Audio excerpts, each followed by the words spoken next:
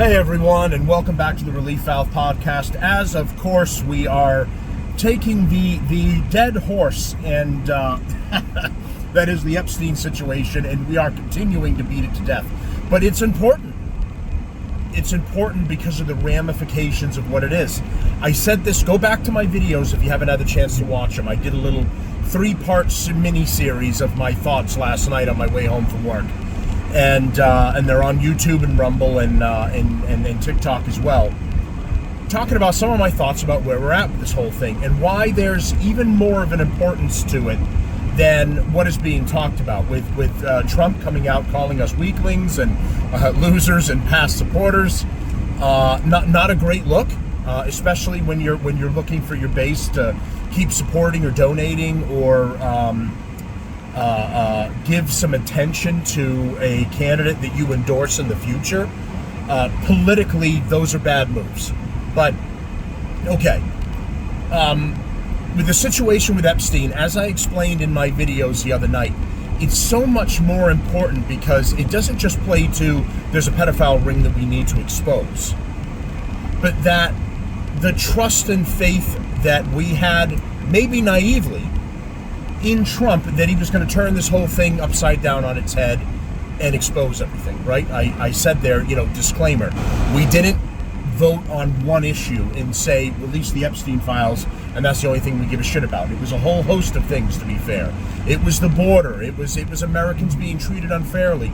It was the radical left destroying this country, right? It was a broad spectrum that we voted on. But within that orbit of all of that was our trust that he was going to turn this on its head and he was going to go through with it, and it's looking more and more like that's not really going to be the case.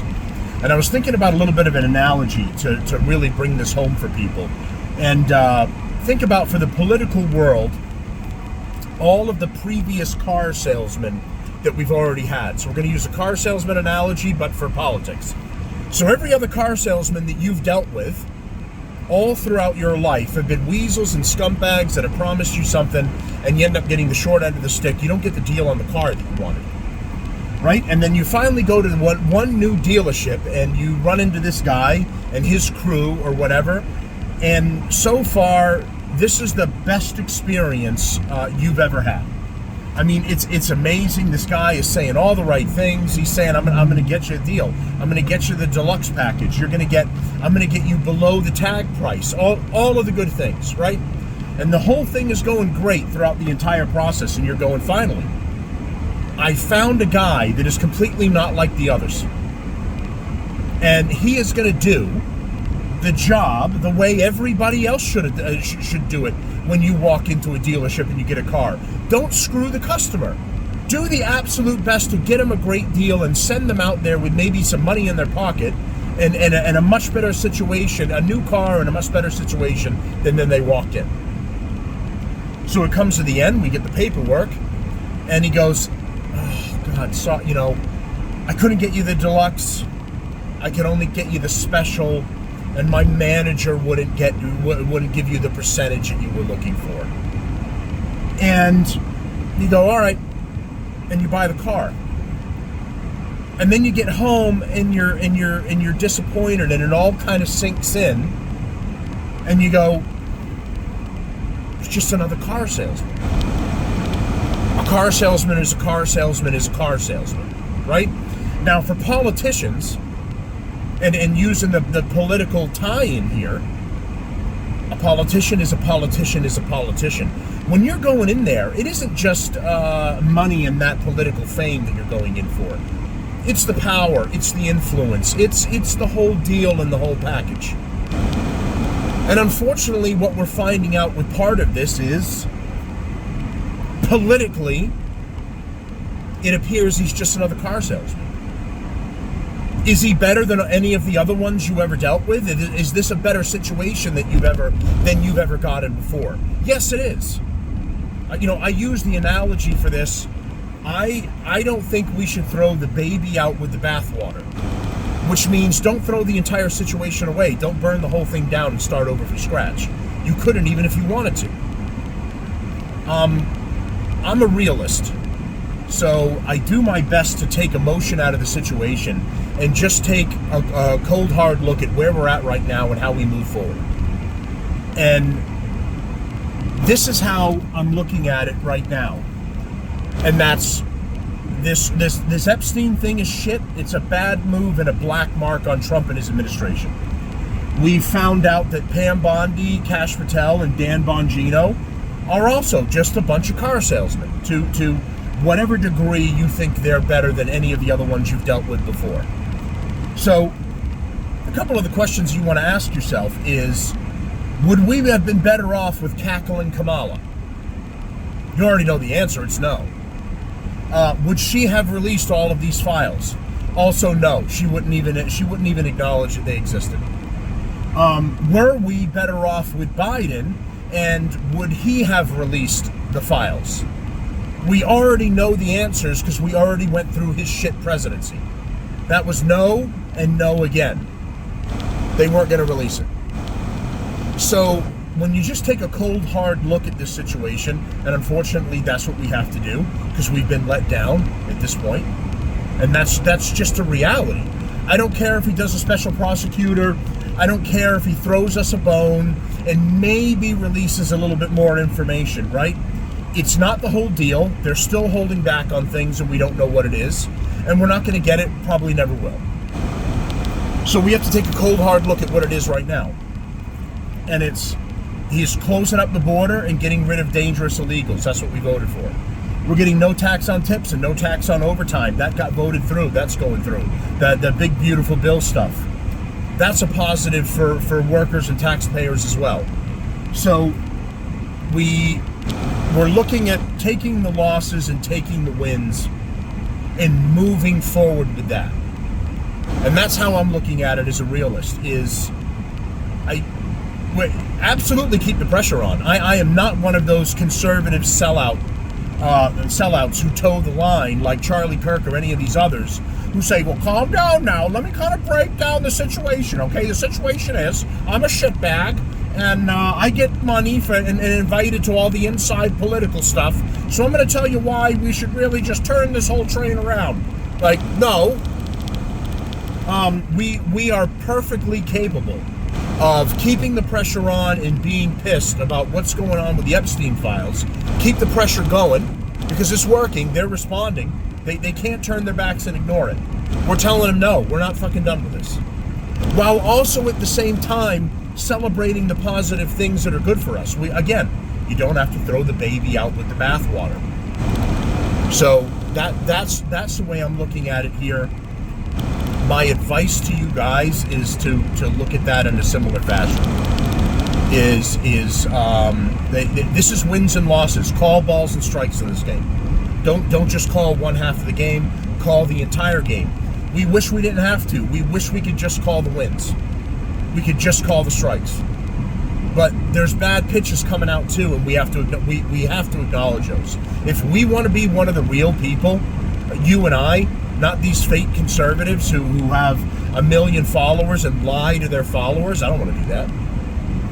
You got to call balls and strikes. You can't ignore this or sugarcoat it. It's bad when he's turning around and saying, I fuck you guys. I get that he's got some frustration there. I get that he thinks we're turning on him, and we don't have enough information happening behind the scenes to know, why he's so pissed, why he's resisting this thing so much. There's not enough information. We can speculate, but there's not enough information. So we have to roll with this. He's our guy that's in office right now. We voted for him. In the future, the political ramifications of midterms, who he endorses to run for president down the road, maybe I decide I don't give a fuck about his endorsement. Right? That's your right. Maybe you decide you don't want to donate anymore to him or Republicans. I have in the past. I've donated to him. I've donated to Republicans. Right now, they're not getting another dollar from me. If you're going to turn around and tell me shut up and go fuck yourself, I'm sure as the fucking I'm giving you some money. Thank you for the ass beating and the opportunity. So this comes with a price. It hurts you politically. It hurts your wallet. So what some other people are saying, and it's a good point, is if you really wanted to keep the lid on this, you never should have said jack shit to begin with. Really, right? Let's be real about it for a minute. Are there ops, CIA ops, and other things that have taken place around the world that we have no knowledge of? Yes, very likely. If we found out about them, would we be really pissed off about it? Yes, we probably would. Are we going to find out about them? No, we're not. And you can't be. It's literally the analogy: what you don't know won't hurt you. And if he had taken this approach with the Epstein files, he took the lid off of it. And then turned back around and said, shut the fuck up and stop talking about it. The whole thing's bad business. It would have been better off if you said, Epstein who? I don't fucking know. You know, lie like every other fucking politician does and go, I never seen that motherfucker in my life. There's photos of me with him? He was probably a fan. I didn't know that. I thought he was some fucking loser bum that came off the street. I took a picture with him. I felt bad for him. You took several pictures of him? Yeah, you know, bums are people too. I don't know. I felt bad for him. He said, here's a picture with me, the greatest guy alive, Donald Trump. Like, you could fucking say bullshit anything, right? But he said, no, I'm going to release him. And we're like, fucking A, man. Yeah. Tell us. The pedophile, you know, we have kids. There's pedophile rings out there. Give us the tea. We want to know what the deal is. Let's fucking figure this whole thing out. Expose these motherfuckers that lord, these elitist scumbags that lord over us. Expose them, put them on video, tell us what their names are, and then let the process continue, right? Let the process move forward. And then he goes, no, shut up. It's so stupid. It's so, you know, like, I have to laugh. Phase 1 was the binders. Here we go. We're releasing the information. Phase 2 is we can't really find anything. There doesn't seem to be a lot there. Phase 3 is shut up. Why do you keep talking about this? And Phase 4 was like, you guys are assholes. I don't like you anymore. What? What? That is the craziest 4-stage plan I've ever heard. Stop looking into this, you dummies. Bunch of dummies. I said there's Epstein files. And then I said, here's some. And then you said, where's the rest? And I said, that's all there is, you dummies. Now stop talking about it, dummy. I mean, it's so, like, you know, it's laughable. It ends up becoming, instead of getting, at first I was absolutely fucking boiling over when I saw that clip of him at the cabinet meeting with Pam Bondi, and the reporter asked him that. But excuse me. Why are we still talking about Epstein? Why? This guy's been dead for years. We're still talking about him. I don't understand. It's an awful desecration. What about the people in Texas? And we're like, what? Am I high right now?